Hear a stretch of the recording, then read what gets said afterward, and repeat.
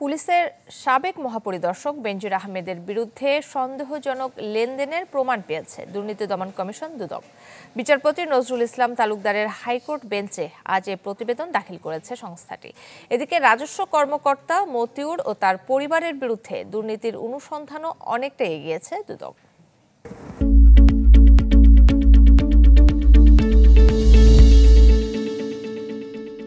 দুর্নীতির বিরুদ্ধে জিহাদ ঘোষণা করবে, দুর্নীতির সঙ্গে কোনো আপোষ না। প্রায় 4 মাস অনুসন্ধান শেষে দুদকের পক্ষ থেকে সাবেক আইজিপি বেনজির আহমেদের বিরুদ্ধে একটি অনুসন্ধান প্রতিবেদন রোববার হাইকোর্টে দাখিল করে দুদক।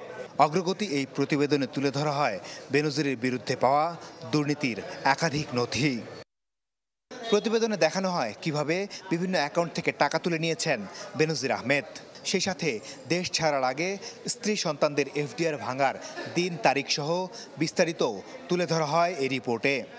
কমিশন অলরেডি ওনার বিরুদ্ধে সেপারেট একটা প্রসিডিং স্টার্ট করে দিয়েছে এবং ওনাকে সম্পদ বিবরণী জারির একটা নোটিশ দেওয়া হয়েছে 21 দিনের মধ্যে। কাজেই দুটো বিষয়েরই আমরা পূর্ণাঙ্গ কমিশনের অনুসন্ধান রিপোর্ট আদালতে দাখিল করেছি। এদিকে সাবেক ভূমিমন্ত্রী সাইফুজ্জামান চৌধুরীর বিরুদ্ধে পাওয়া দুর্নীতির অনুসন্ধান চেয়ে দুদকে যে অভিযোগ দাখিল করা হয়েছে তা নিষ্পত্তির নির্দেশ দিয়েছেন হাইকোর্ট। এতদিনেও কেন নিষ্পত্তি হয়নি তা দেখে বিস্ময় প্রকাশ করেন উচ্চ আদালত।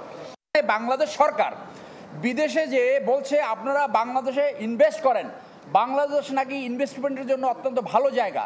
তো বাংলাদেশে যদি ইনভেস্টমেন্টের জন্য সরকার বিভিন্ন দেশে যে আহ্বান জানায়, তাহলে তার মন্ত্রী কি করে 350 বাড়ি করার জন্য এইভাবে $বিলিয়ন টাকা বাংলাদেশ থেকে পাচার করলো, এইটা জনস্বার্থে অবশ্যই তদন্ত হতে হবে এবং আইনগত ব্যবস্থা গ্রহণ করতে হবে। এদিকে রাজস্ব কর্মকর্তা মতিউর ও তার পরিবারের বিরুদ্ধেও দুর্নীতির অনুসন্ধান অনেকটাই এগিয়েছে দুদকে। মাসুদুর রহমান, চ্যানেল 24, ঢাকা।